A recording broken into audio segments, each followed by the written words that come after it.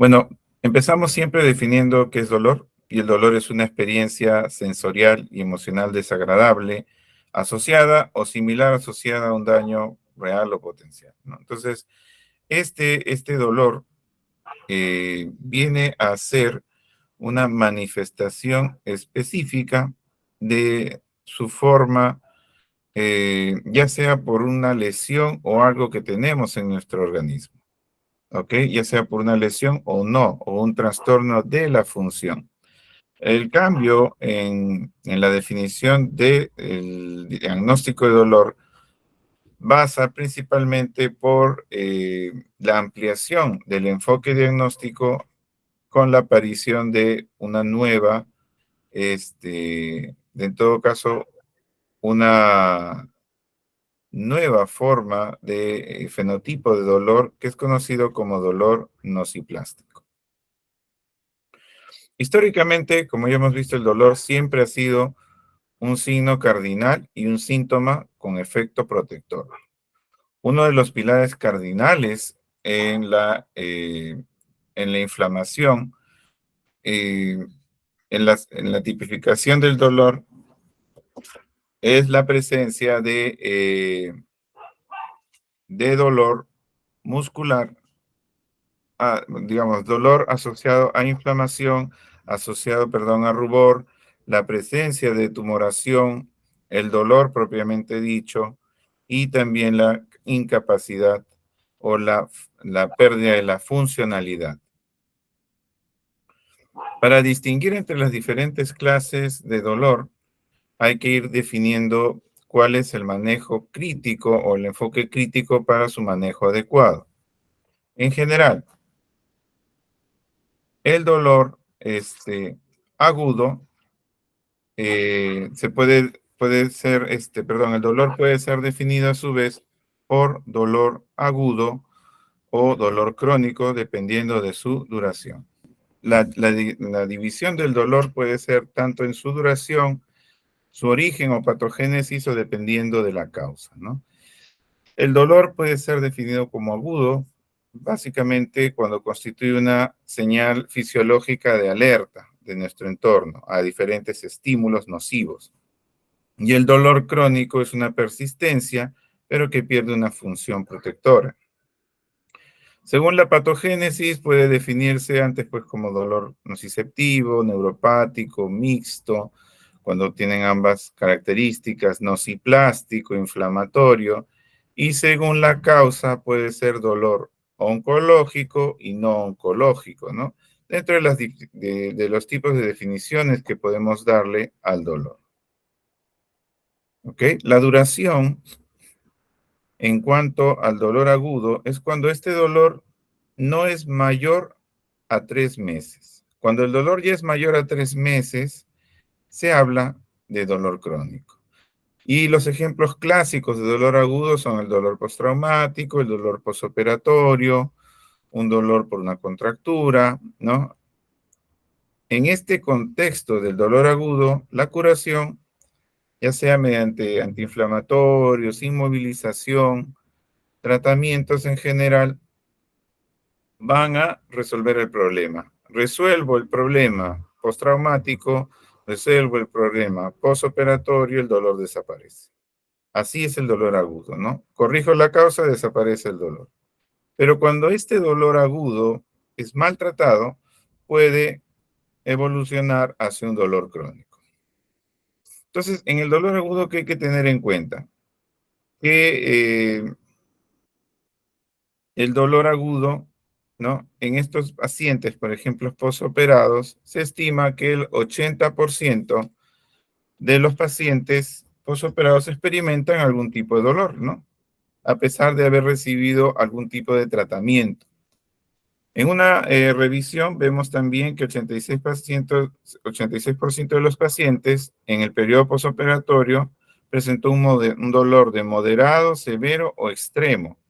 Entonces, es una patología que a pesar de no ser un, un trastorno en sí, una enfermedad en sí misma, como es el dolor crónico, debemos ya prestarle atención y manejar la posibilidad de que el paciente, después de un procedimiento quirúrgico, presente un dolor agudo.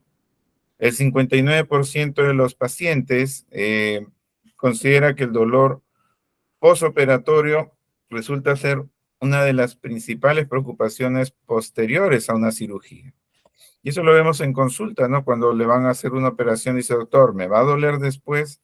¿Cuánto tiempo me voy a tardar en recuperar? ¿O cómo me voy a sentir después de la cirugía? Y esto es algo que nosotros también, como médicos, tenemos que prever.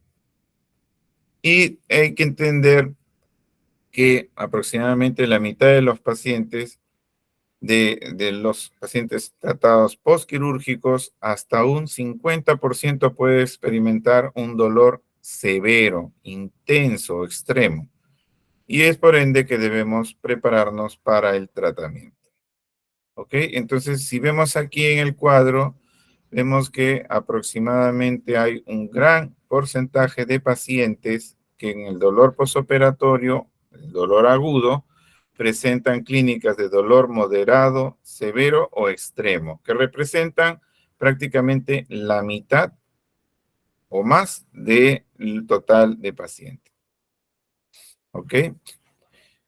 Y esto debido a que también hay que tener en cuenta que el dolor agudo puede traernos complicaciones desde el punto de vista cardiovascular, puede haber alteración del ritmo cardíaco, aumento de la retención de líquidos, hipercoagulidad, estrados protrombóticos, tromboembolismos.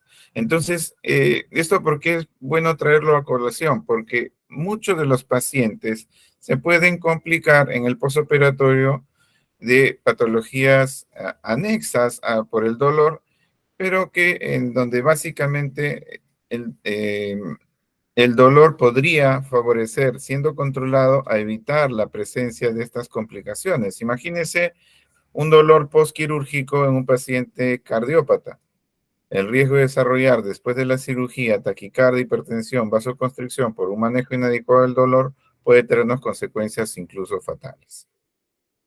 En los problemas respiratorios, la hipoventilación por el dolor abdominal en una cirugía se puede complicar en su tiempo con la presencia de telectasias, infecciones respiratorias, puede haber hipoxemia, hipercapnia, ¿no? Y procesos neumónicos. Dentro de los procesos neuroendocrinos puede haber hiperglicemia, ¿no? Puede haber también cambios metabólicos por el ayuno prolongado en el paciente posoperado, va a haber un aumento de consumo de energía, va a haber debilidad, fatiga, convalescencia prolongada y en pacientes de larga postración postquirúrgica puede haber inclusive atrofia muscular. Frente al dolor crónico que persiste después de la fase de curación o de la fase del estímulo que implica un dolor agudo. ¿Y qué características son importantes aquí? Primero, la duración, que es sobre todo más de 3 meses.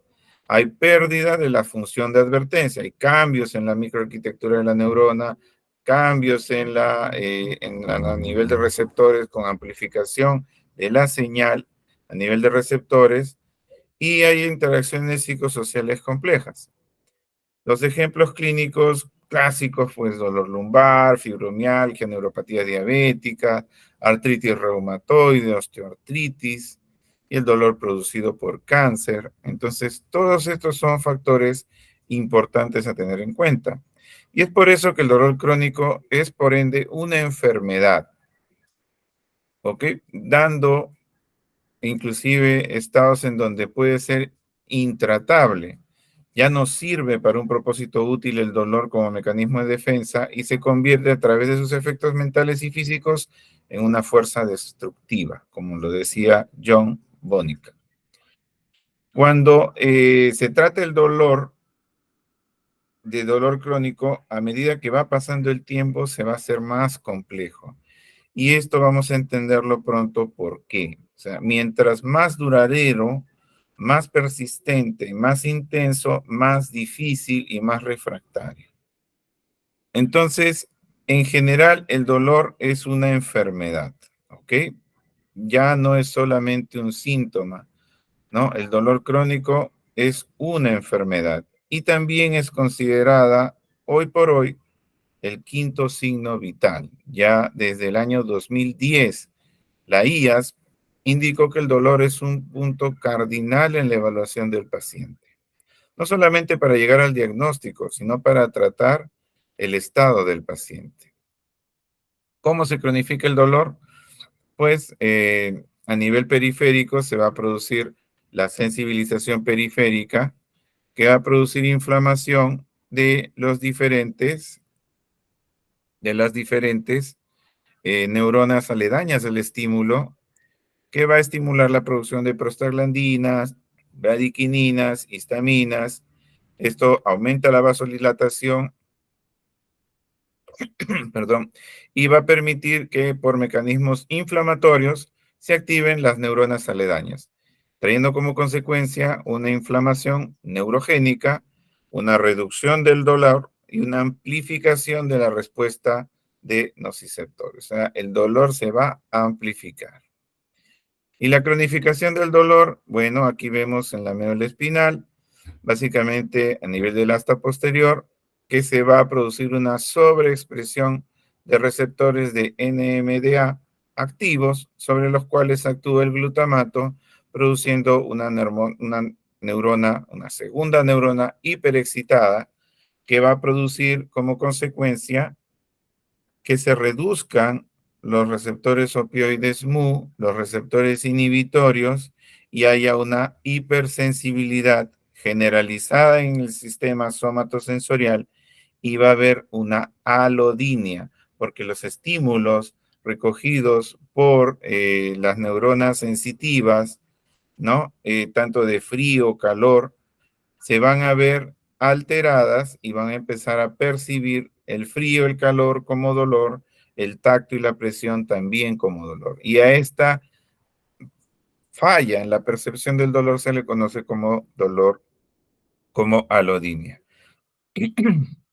Haciendo un comparativo tanto entre dolor agudo y crónico, entonces vamos a ver que el dolor agudo presenta un daño tisular observable o presencia de inflamación frente al crónico, que puede tener múltiples causas. Inclusive no podemos ver NOTSA y ser un dolor crónico.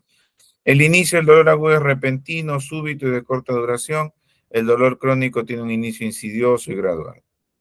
La duración del dolor agudo es corta, bien característico, mientras que el dolor crónico persiste 3, 6 meses más, inclusive después de la cura de una enfermedad. Ejemplo, una neuralgia posherpética.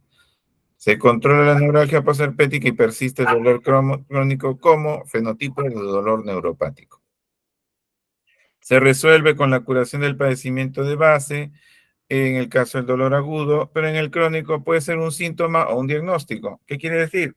Puedo tener pacientes con dolor crónico por una patología o una lesión, o puedo tener pacientes con dolor crónico que a pesar de la patología o la lesión haya sido corregida, persiste el dolor. Ejemplos varios. Un paciente con artrosis, le ponen una prótesis de rodilla y sigue con dolor, porque el dolor se ha cronificado, se ha neuropatizado y eso trae como consecuencias que el paciente no responda de manera satisfactoria al dolor. ¿Ok?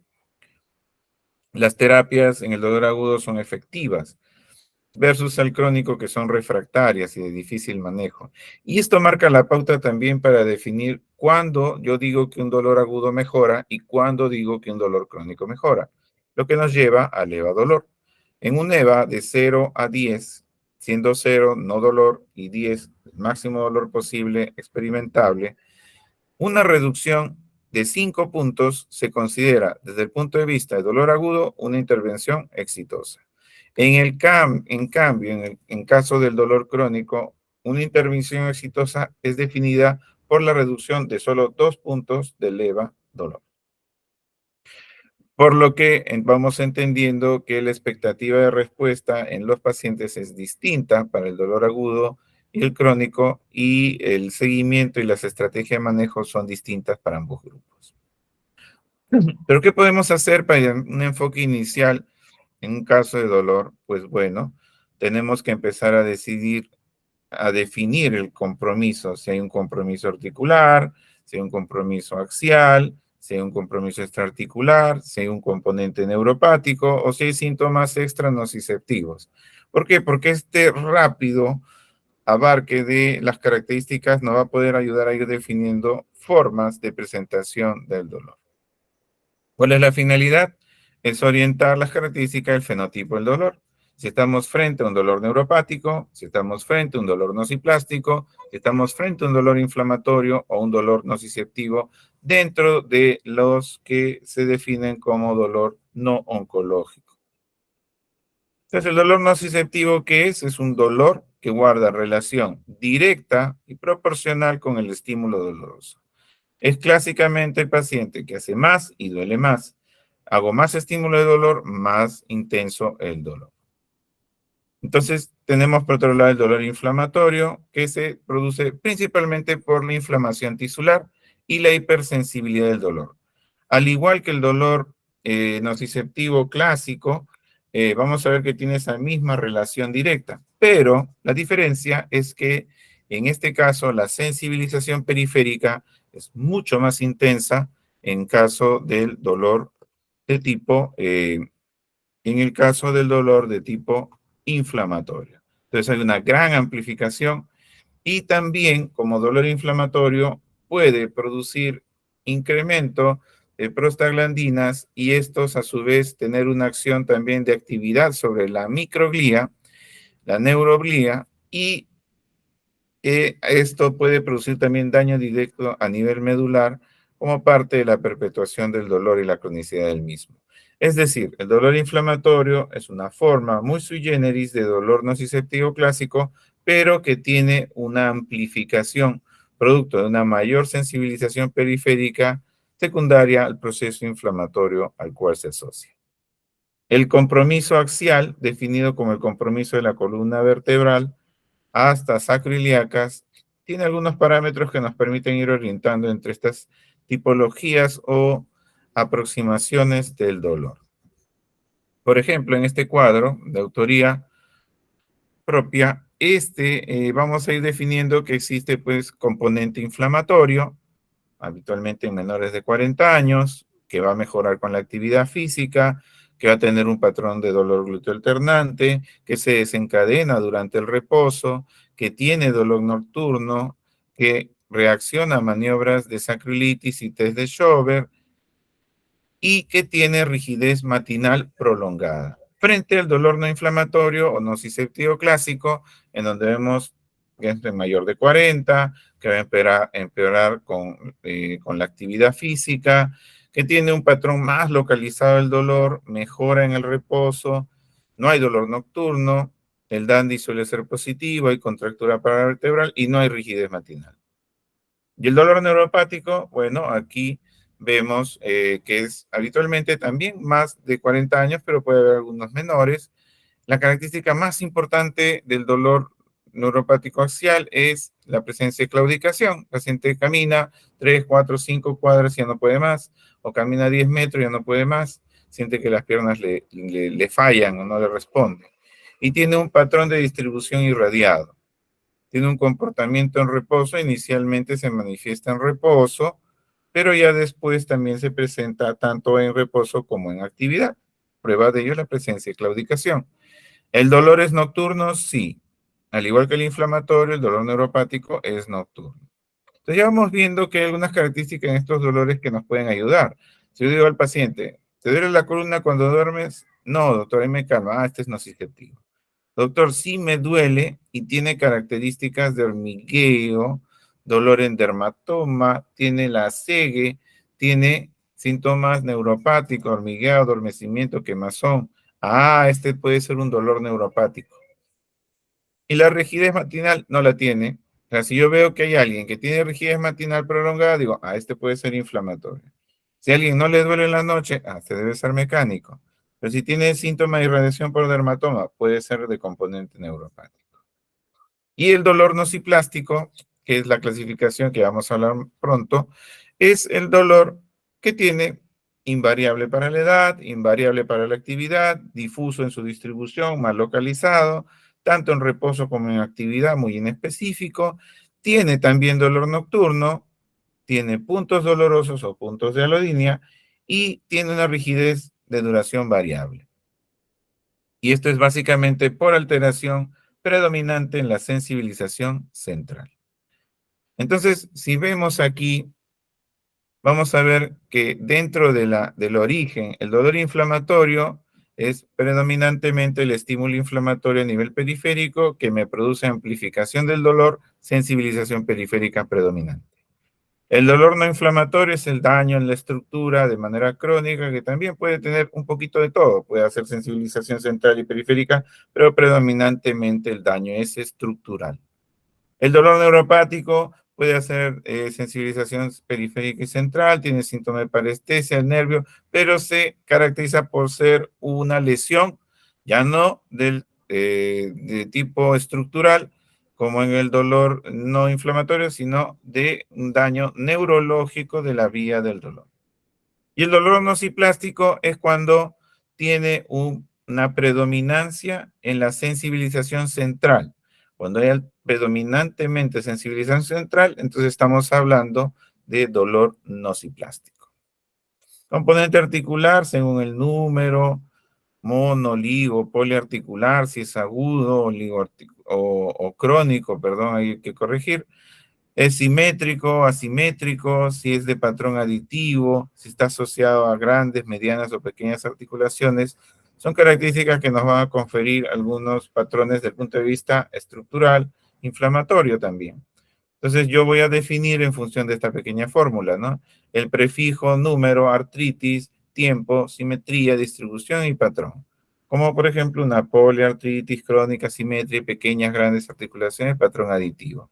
¿Y esto sirve? Sí, bastante, porque la distribución y el enfoque del dolor me puede ayudar a orientar de mejor manera patologías como osteoartritis, me puede ayudar a orientar patologías inflamatorias como artritis reumatoide, me puede ayudar a definir mejor si estamos frente a un dolor neuropático también o si es articular.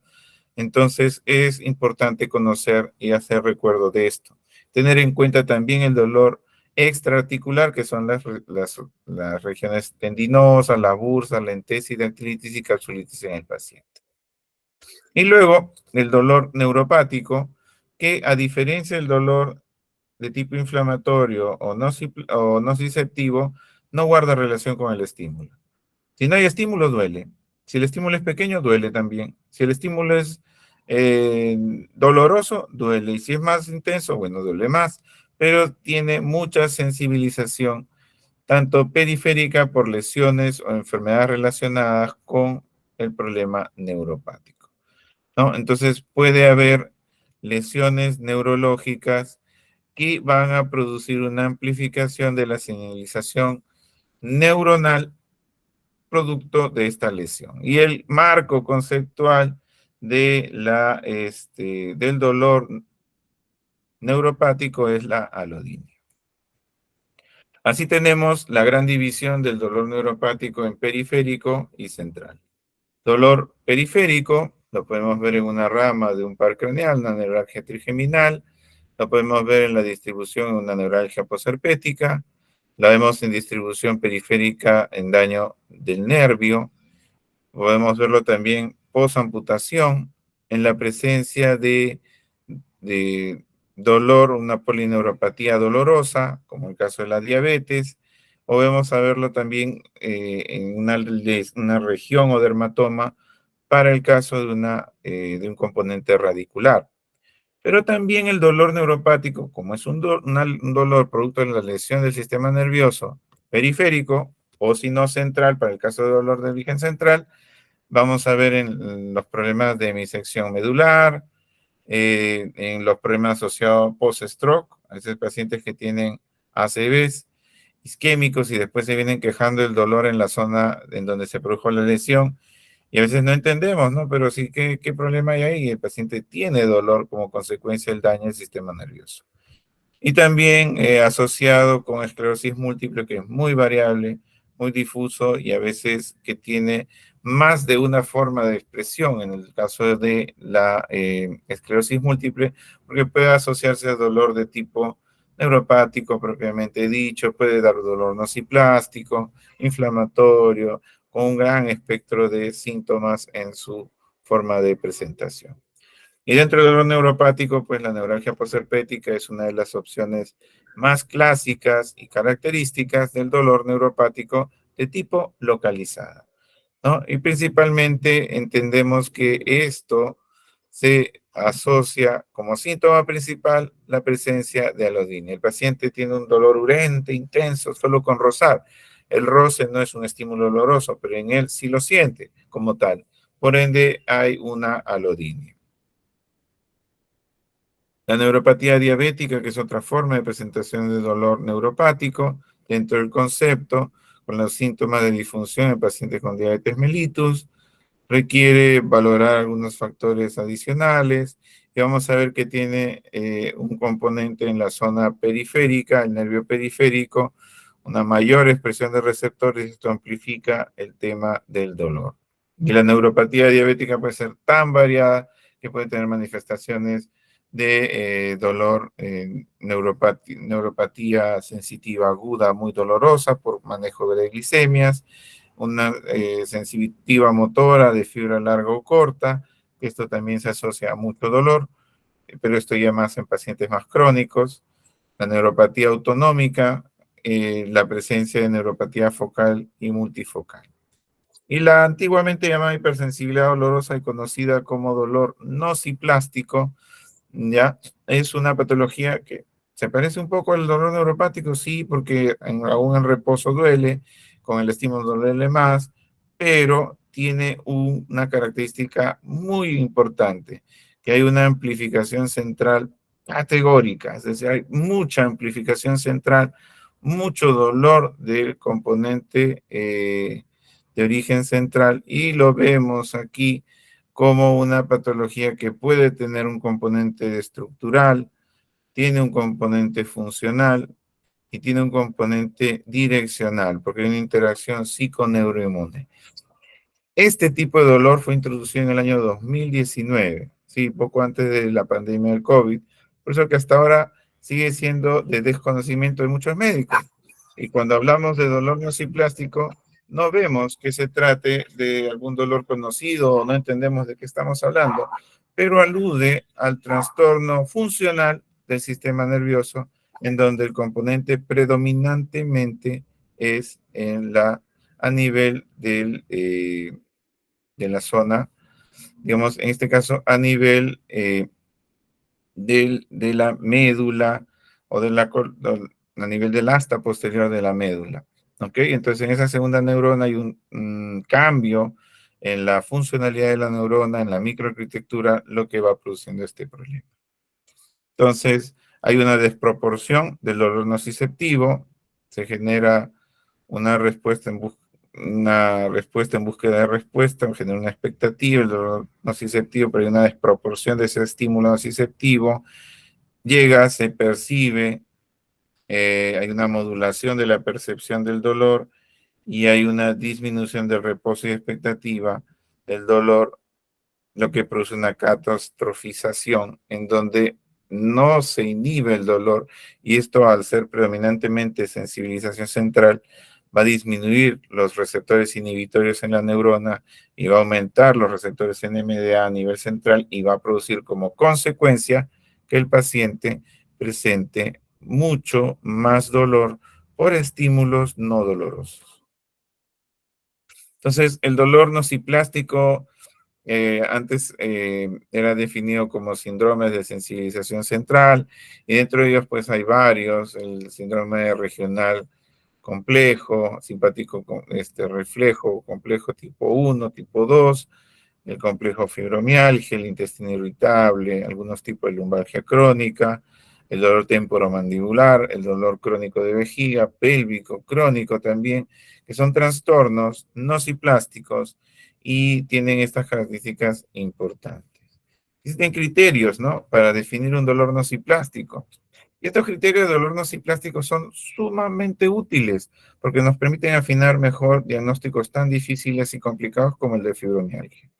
¿Cómo así? Si viene un paciente con al menos 3 meses de enfermedad, 3 meses de duración, tiene que ser el primer requisito de entrada. Paciente 3 meses de duración o más. Formar la distribución del dolor regional en lugar de discreta, es decir, es una distribución difusa. Entonces, si yo vengo con un paciente y dice, doctor, me duele aquí en este punto y aquí en este punto, nada más, eso no es un dolor nociplástico.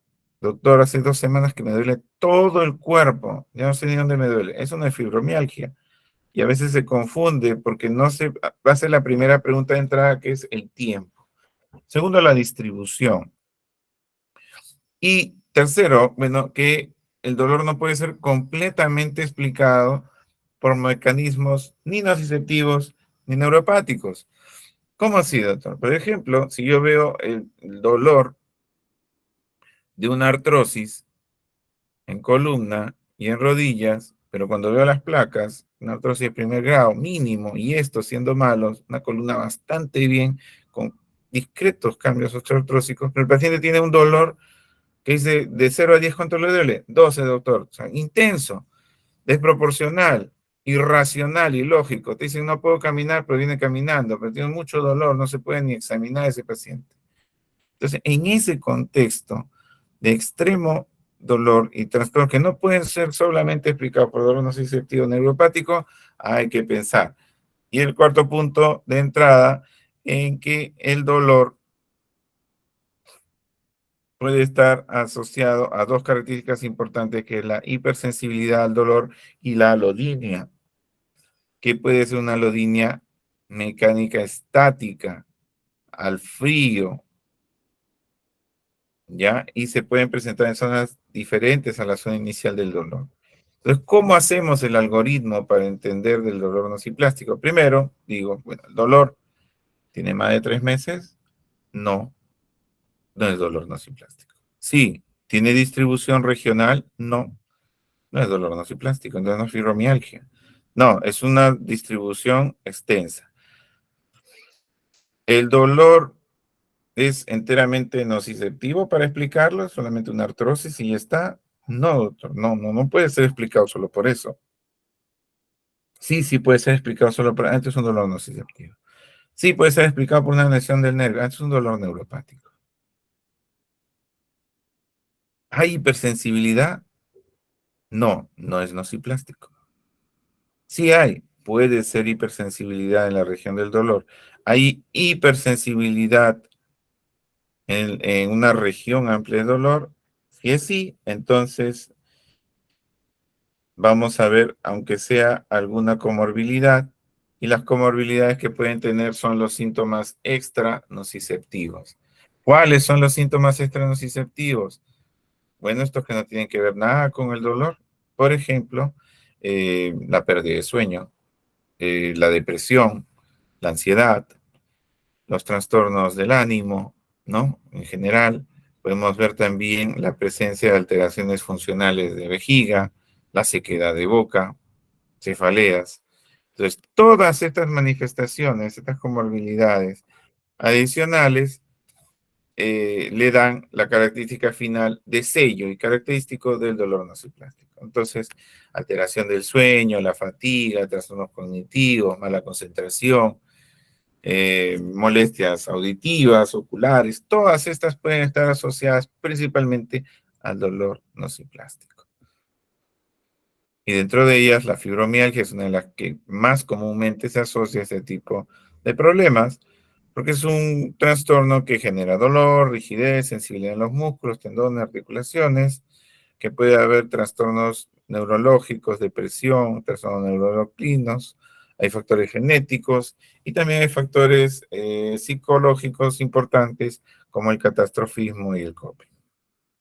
Ahora, fibromialgia como patología, pues tiene siempre la fatiga, el dolor en el 100%, el trastorno cognitivo, que es bastante frecuente, la alteración del sueño en más del 90%, y el componente psicoafectivo, que también puede estar presente entre 30 y 60%. Entonces, son manifestaciones presentes en la fibromialgia. Los síntomas extranociceptivos, sí, alteración del sueño, trastornos funcionales, cognitivos, y también, obviamente, el dolor y la fatiga.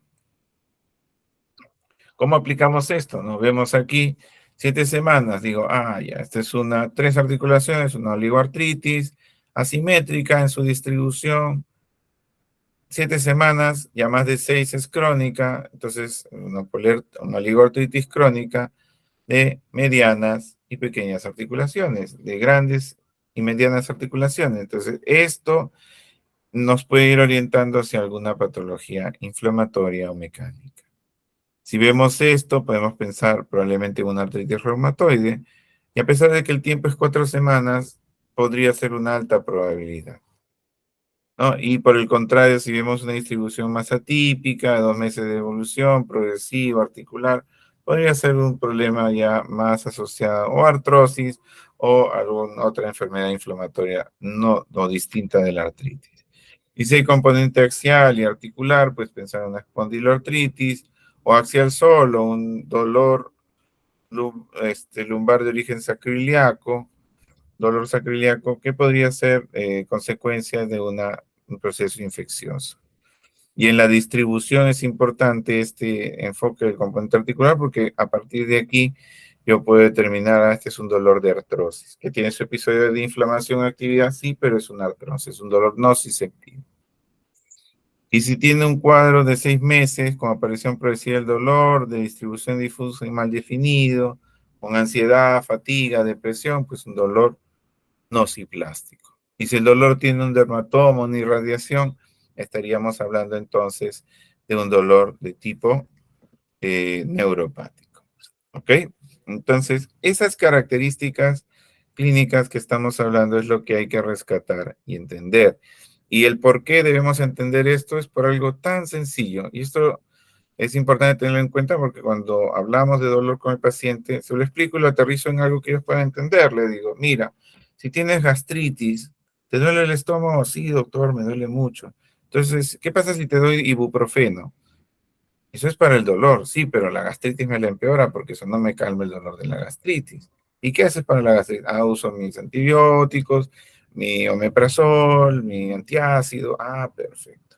Así, tal cual. Igual funciona el manejo del dolor enfocándose en estas características. ¿Por qué? Si yo tengo dolor neuropático, no le voy a estar dando antiinflamatorios, porque es el mismo ejemplo de darle antiinflamatorios al dolor de una gastritis. ¿Por qué? Porque el mecanismo es distinto. Si el dolor neuropático es claramente la lesión del nervio, ¿qué hago dando antiinflamatorios? Si no es un componente de amplificación periférica. Si el componente es una lesión neurológica, entonces necesito darle un antineurítico, o anticonvulsivante, o antidepresivo. Eso necesito. Ah, ok, perfecto. ¿Y qué pasa si estamos frente a un dolor de tipo nociplástico? ¿Va a mejorar con antiinflamatorios? No, porque el dolor es central. Entonces necesito medicamentos de acción central. ¿Qué medicamentos de acción central conocemos? Los de la vía ascendente, como la pregabalina, la gabapentina, y los de la vía descendente, como la mitriptilina y la duloxetina, que tienen acción directa para controlar el dolor en fibromialgia. Doctor, ¿y los opioides potentes sirven en dolor nociplástico? No. Por eso que cuando ustedes vean por ahí, algún momento han tenido la oportunidad de ver un paciente con fibromialgia en morfina, es una desgracia. Una desgracia, ¿por qué? Porque les dan oxicodona, les dan codeína, y hemos dicho que en el dolor nociplástico hay sobreexpresión de receptores NMDA y no se expresan en receptores MU, muy poco. ¿Y dónde actúan los opioides potentes? En los receptores MU. ¿Y qué pasa si no actúan sobre los receptores MU? Van a actuar sobre los receptores kappa. ¿Y ahí qué sucede? ¿No? En esos receptores se va a estimular la sensación de euforia. Y esto va a producir adicción a opioides. Entonces, usar opioides potentes en pacientes con enfermedades como estas, ¿ya? No tiene sentido. ¿Ok? Porque va a traer solamente consecuencias. ¿Y qué pasaría en el caso de pacientes con dolor de tipo mecánico? Si es mecánico, pues vamos a darle un tratamiento con analgésicos, antiinflamatorios, opioides. La lista es larga. Ah, pero si el dolor es inflamatorio, doctor, viene con una artritis bien activa. ¿Qué le ha dado? Le ha dado codeína con paracetamol y después, como no mejoraba, le he dado petidina, doctor, le he dado morfina y sigue con dolor. ¿Qué pasa? ¿No sirve la morfina? No, es que el mecanismo del dolor es inflamatorio. Entonces tengo que usar corticoides, tengo que usar inflamatorios, antiinflamatorios para controlar el dolor. Si me duele una tendinitis, tengo que usar un antiinflamatorio. Doctor, no puedo usar porque hay factores de riesgo. Entonces infíltrelo. Entonces, hay que valorar características del dolor para saber cuál es el tratamiento más adecuado. No es que los medicamentos sean malos, no es que todo no sirva, o no, no me ha ido bien, esto no vale la pena usar. No, es que depende del fenotipo del dolor. Y esa es la parte más importante que debemos tener nosotros al momento de abordar el dolor. Determinar bien el fenotipo, determinar si el dolor es crónico con el tiempo, saber si es predominantemente estructural, de daño neurológico, de sensibilización periférica o de sensibilización central para ir definiendo en su característica de fenotipo. Pero ojo, debemos olvidarnos algo que nos enseñan mal en todas las facultades de medicina. Diga, hagan unidad clínica, tranquilo, no.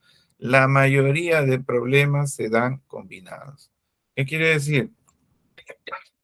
Yo puedo tener dolor de tipo mecánico en un paciente con artrosis, pero a la vez neuropático por una neuralgia postherpética y a su vez inflamatorio porque una de las rodillas se hinchó porque está inflamada, porque he hecho una artritis por cristales en esa rodilla. Entonces tiene dolor de artrosis, dolor nociplástico, dolor neuropático, perdón, y tiene dolor de la rodilla que esté inflamada, tiene artritis. ¿Qué le puedo hacer a este paciente?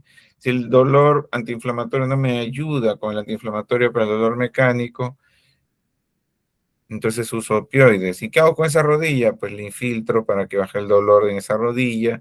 Y para el dolor neuropático le agrego un antineurítico, una gabapentina, una pregabalina que tiene buena acción a nivel periférico. Y de esa manera controlo todas las aristas de dolor. Entonces hay que saber definir.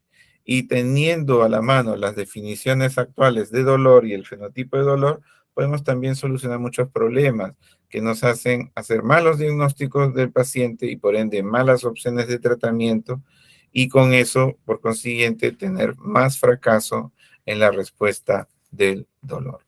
¿Ok? No sé si ha quedado un poco claro, si hay dudas o preguntas. Estaríamos prestos a escucharlas. Bueno, ¿qué hacemos en un paciente adulto mayor con polifarmacia?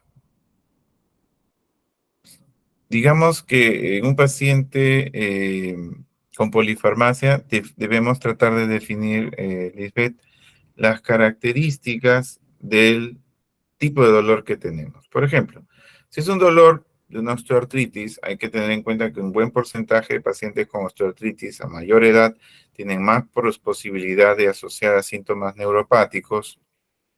Eh, lo que tenemos que hacer aquí es definir qué es lo que estamos tratando. Por ejemplo, en el caso de un paciente adulto mayor, podemos empezar a tratar, si es solamente un componente estructural, con analgésicos. ¿Pero qué analgésicos? Podemos utilizar AINES dependiendo del perfil del paciente. El problema de los AINES es que existen muchas comorbilidades en cuanto al uso. Y también tenemos que ver y considerar cuáles son las características del dolor, por ejemplo, si fuera una osteoartritis en este paciente para darle tratamiento. Por ejemplo, puede empezar si el paciente tiene factores de riesgo gastrointestinal menor de 70 años, los AINES clásicos no son una opción. Podría usar un COSIP siempre con el apoyo de un inhibidor de bomba de protones, si el problema es mecánico. Pero si no lo puede tolerar, pues empiezo tratamiento con opioides atípicos, en este caso el tramadol, pero en dosis escalonada. A un paciente adulto mayor que nunca ha tomado opioides, jamás le den tabletas de inicio, porque se van a marear y van a tener, no, pues, doctor, esto no sirve. Empiecen con gotas, empiezan a dar de 5 a 10 gotas titulables para que el paciente vaya mejorando. Y ustedes dirán, pero doctor, eso no le calma del todo. Sí, pero paciencia. Va a generar en el cuerpo el paciente tolerancia para ir ascendiendo progresivamente las dosis y vamos a tener un buen aliado como el tramador para el tratamiento crónico. Suponiendo que el paciente tiene algún componente neuropático, pues utilizar dosis bajas de un antineurítico van a ayudar bastante a mejorar. Pero también hay que tener en cuenta los tiempos. Suponiendo, y más nos vamos a meter en el caso de un paciente que tiene mucha polifarmacia, es muy complicado el manejo, el paciente no puede utilizar AINES porque está anticoagulado y adicionalmente sufre del pulmón, tiene fibrosis y el tramadol dice que le cae mal, que no lo puede ver ni en pintura, ni siquiera le podemos escribir en el papel porque el paciente vomita. ¿Qué hacemos? Bueno, usemos otros opioides atípicos. Tenemos el tapentadol y la buprenorfina, ambos con excelente perfil tanto para adultos como para jóvenes. Con la ventaja, en el caso de la buprenorfina, que es transdérmica, de tener menos eventos adversos. Y dentro de los eventos adversos que puede producir la buprenorfina, vamos a ver que son simplemente reversibles y de clase, y son mínimos. Y aparte, no actúa sobre el citocromo P450, no se liga a albúminas sino a globulinas, lo que le permite ser un excelente medicamento para el uso en pacientes polimedicados. Entonces, la idea es ir valorando las características. Doctor, bueno, es que es un paciente que tiene dolor neuropático porque tuvo una neuralgia postherpética, y lo que quiero usar es algo antineurítico. Bueno, si es un dolor neuropático localizado, tenemos la alternativa de darle tratamiento tópico con parche de lidocaína. Y eso me sirve para el manejo de ese paciente y es una forma de tratamiento más tranquila. ¿Ok? No sé si queda un poco más claro, Lisbeth, con esto. Ya, me dice que suele atender pacientes adultos mayores con poliartritis, en los que les duele todo. Si bien al principio los trato con AINES, ¿cuál sería el manejo a largo plazo? ¿Se puede asociar paracetamol con tramadol o hay otras opciones? Ya, perfecto. Mira, Ricardo, muy buena pregunta. Esto nos va a servir también un poco para desmitificar un poco los antiinflamatorios. Adultos mayores, en los estudios clínicos de introducción de medicamentos nobles como el celecoxib, el etoricoxib, se han hecho a 2 años de tratamiento. Y lo que nosotros podemos hacer es jugar con las dosis. Por ejemplo, si nuestro tratamiento con AINES buscamos que sea analgésico más no antiinflamatorio, lo que vamos a utilizar es dosis bajas de un coxib. Por ejemplo, el etoricoxib de 30 miligramos tiene la misma equianalgesia que el celecoxib de 200. Entonces puedo dar 30 miligramos para el manejo de osteoartritis de manos. Y es hoy por hoy una de las elecciones. Ahora, si es una osteoartritis de manos y rodillas, los ISADOA son alternativas útiles y seguras para el manejo de estos pacientes. Dentro de ellas, glucosamina más condroitin. ¿Sirve? Sí. Inclusive tiene grave recomendación para osteoartritis de mano. ¿Y qué ventajas nos da esto? Que la podemos usar como un medicamento de mantenimiento. Ahora, suponiendo que le doy tratamiento pero no mejora, o sí mejora y cada vez que le dejo vuelve a presentar el dolor, entonces ahí es donde entra el Cisador porque nos puede ahorrar antiinflamatorios. Y sí, podemos usar antiinflamatorios de forma crónica, pero las menores dosis posibles, a lo mejor 2, 3 veces por semana un antiinflamatorio, y eso no está mal. Hay que explicarle al paciente que eso puede ser manejable, a menos que haya una contraindicación y vamos a tener que buscar otras opciones de tratamiento. Y en el caso de los AINES, es bueno darle al paciente su medicación de rescate. En dolor, no esperemos a que el paciente diga, ¿qué hago? Usted le dice y le pone, este medicamento es de rescate. Cuando tú tengas dolor intenso, usas esto. Si tienes este tipo de dolor, usas el otro. El paciente va a saber a qué atenerse para que no esté utilizando combinaciones no descritas en ninguna parte del mundo, pero muy usadas en este país, como el diclomasdexa más metamizol, que es una combinación que no sirve para nada, que solamente trae a largo plazo problemas serios de salud, pero que para evitar eso, lo que tenemos que hacer es hacer un buen enfoque. Y si vemos que el paciente no mejora con nada, aguanta. Puede ser que estemos frente al dolor nociplástico, haya neuropatizado tanto el dolor, se haya generalizado tanto, que tal vez sea un dolor nociplástico y te preguntes y hagas el algoritmo, estoy con un dolor de más de 3 meses, la causa no se explica solo con dolor nociceptivo, no se explica solo con dolor neuropático, tiene síntomas estresnociceptivos, el abuelito no duerme, está triste, está ansioso, tiene aparte síntomas de trastorno de conciencia, a veces se olvida las cosas, se pone irritable, ¿qué pasará? Puede ser que esté haciendo estos síntomas estresnociceptivos, sea el llamado a decir, guarda, este paciente también tiene un dolor de tipo neuropático. Entonces, puede ser que el antiinflamatorio le ayude en algo a ese dolor nociplástico o neuropático que tiene el paciente, sí, por poco tiempo, por eso que cada vez que lo quiere dejar, el paciente empeora.